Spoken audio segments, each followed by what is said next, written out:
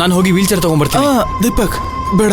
ಅಲ್ಲ ಧ್ರುವ ಅವರೇ, ನಿಮಗ್ ನಡೆಯಕ್ಕೂ ಆಗ್ತಿಲ್ಲ. ಬಾಬಾ ನೀವ್ ವೀಲ್ ಚೇರ್ ತಗೊಂಡ್ ಬನ್ನಿ. ದೀಪಕ್ ಅವ್ರೆ ನೋಡಿ ಮೈನಾ ಅವ್ರೆ, ನೀವು ನನಗೆ ಸಪೋರ್ಟ್ ಆಗಿರ್ಬೇಕಾದ್ರೆ ನನಗೆ ವೀಲ್ ಚೇರ್ ಎಲ್ಲ ಯಾಕೆ?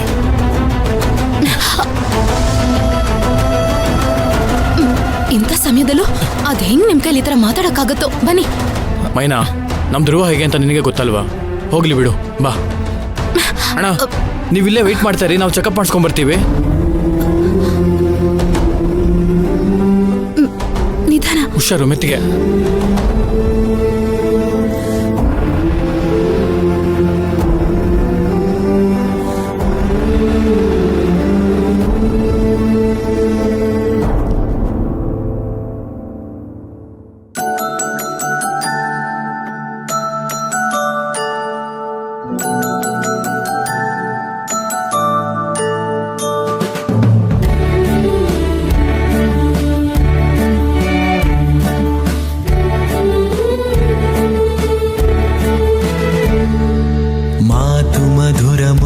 ಸುಮಧುರ ಸನಿಹವಿರಲು ಏನು ಸಡಗರ, ಕದ್ದು ಕದ್ದು ನೋಡುವ ಆತುರ, ಈ ಪ್ರೀತಿ ಒಂಥರ ಮನೋಹರ. ಕ್ಷಣ ಕ್ಷಣಕ್ಕೂ ಏನೋ ಕಾತರ, ಸಲಿಗೆ ಬೆಳೆಯಲು ಹಿತಕರ, ಸುಳಿವ ನಗೆಯು ಸರಳ ಸುಂದರ. ಪೇಷಂಟ್ ಹೆಸರೇನು? ಧ್ರುವ. ಏನಾಗಿದೆ ಅವ್ರಿಗೆ? ನಿನ್ನೆಯಿಂದ ತುಂಬಾ ವಾಂತಿ ಮಾಡ್ತಾ ಇದ್ದಾರೆ, ತುಂಬಾ ಜ್ವರ ಇದೆ. ಮೈನಾ, ಡಾಕ್ಟರ್ ಹೆಸರೇನು? ಡಾಕ್ಟರ್ ಗೀತಾ ಅಂತ. ಡಾಕ್ಟರ್ ಗೀತಾ. ಸರಿ, ಇದೊಂದು ಫಾರ್ಮ್ನ ಫಿಲ್ ಮಾಡ್ಕೊಡಿ. ಓಕೆ.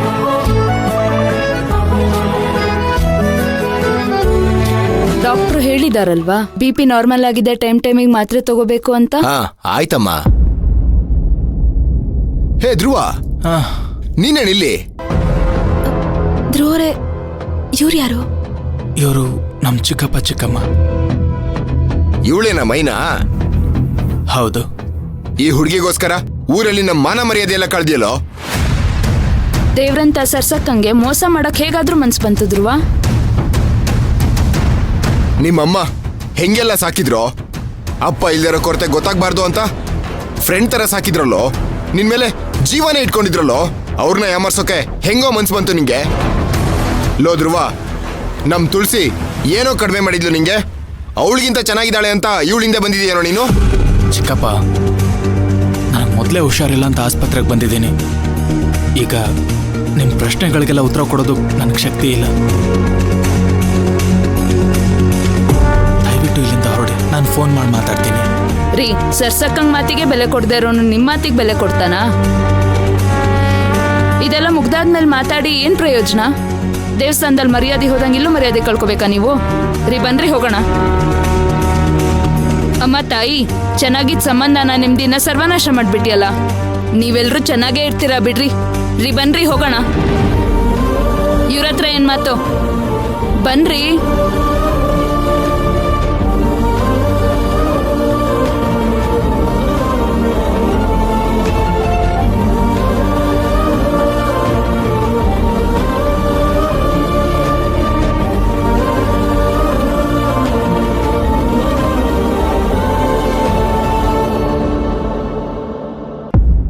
ಮೈನಾ, ಇವ್ರು ಹೇಳಿದ ಮಾತನ್ನೆಲ್ಲ ಕಿವಿಗೆ ಹಾಕೋಬೇಡ.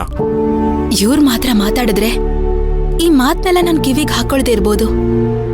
ಆದ್ರೆ ಇವ್ರ ಇಡೀ ಕುಟುಂಬ ಇದೇ ತರ ಮಾತಾಡ್ತಿದ್ರೆ ನಾನ್ ಹೇಗ್ ಭಾವ ಈ ಮಾತನ್ನೆಲ್ಲ ಸಹಿಸ್ಕೊಂಡಿರ್ಲಿ? ನನ್ಗೀ ತರ ಅವಮಾನ ಆಗ್ಬಾರ್ದು ಅಂತಾನೆ ನನ್ಗ್ಯಾವ್ದು ಬೇಡ ಅಂತ ನನ್ ಪಾಡಿಗೆ ನಾನಿದ್ದೆ. ನನ್ಗೇನೋ ದೊಡ್ಡದಾಗ್ ಒಳ್ಳೇದ್ ಮಾಡ್ತೀನಿ ಅಂತ ಎಲ್ರ ಮುಂದೆನೂ ಬಯಸ್ಕೊಳತ್ತ ಮಾಡ್ಬಿಟ್ರು. ಹಾ, ಓಕೆ. ಮಿಸ್ಟರ್ ಧ್ರುವ, ನಿಮ್ನ ಡಾಕ್ಟರ್ ಕರೀತಿದ್ದಾರೆ. ತಗೊಳ್ಳಿ ಸರ್ ಫೈಲ್. ಹಾ ಮೈನಾ, ಇದನ್ನೆಲ್ಲ ನಾವು ಆಮೇಲೆ ಮಾತಾಡ್ಬೋದು. ಮೊದಲು ಧ್ರುವಂಗೆ ಟ್ರೀಟ್ಮೆಂಟ್ ಮಾಡ್ಸೋಣ, ನಡಿ.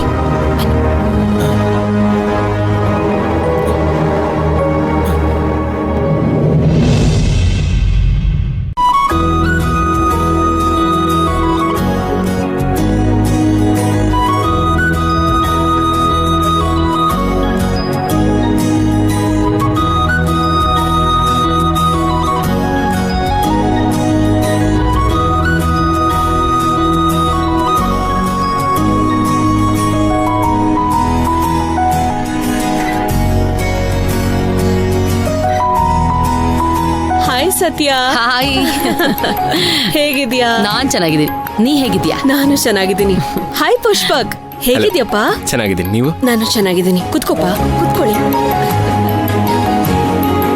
ಇದೇನ್ ಸತ್ಯ, ಸಡನ್ ಆಗಿ ಬಂದಿದ್ಯಾ? ಯಾವ್ದಾದ್ರೂ ಕೇಸ್ ಅಲ್ವಾ ಬಂದಿದ್ಯಾ?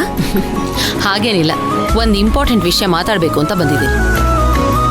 ನಮ್ ಪುಷ್ಪಕ್ಗೂ ನರ್ತನಾಗೂ ಮದ್ವೆ ಮಾಡಿಸ್ಬೇಕು, ಆ ವಿಷಯ ಮಾತಾಡೋದಕ್ಕೆ ಅಂತ ಬಂದಿದ್ದೀನಿ.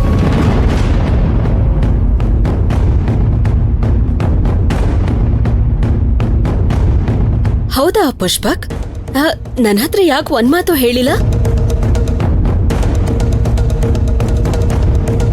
ಮೊದ್ಲಿಂದಾನು ನಾವೆಲ್ಲರೂ ಇದ್ರ ಬಗ್ಗೆ ಮಾತಾಡ್ತಾನೆ ಇದ್ವಲ್ಲ ಅರು, ನಿಂಗ್ ಗೊತ್ತಿಲ್ವಾ?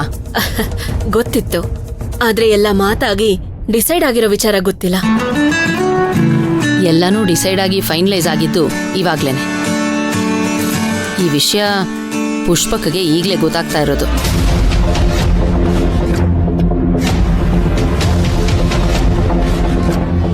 ಅರು, ಈ ವಿಷಯನ ನಿನಗೆ ಹೇಳಿ ಹಾಗೆ ಮೈನಾನು ನೋಡ್ಕೊಂಡು ಹೋಗೋಣ ಅಂತ ಬಂದೆ.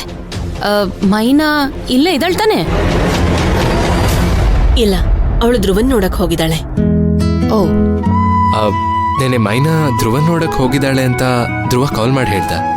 ಇನ್ನೂ ಬಂದಿಲ್ವಾ ಮೈನಾ? ಇನ್ನೂ ಬಂದಿಲ್ಲ. ಇನ್ನೂ ಯಾಕೆ ಬಂದಿಲ್ಲ? ನಿಮಗೆ ಕಾಲು ಮಾಡಿಲ್ವಾ?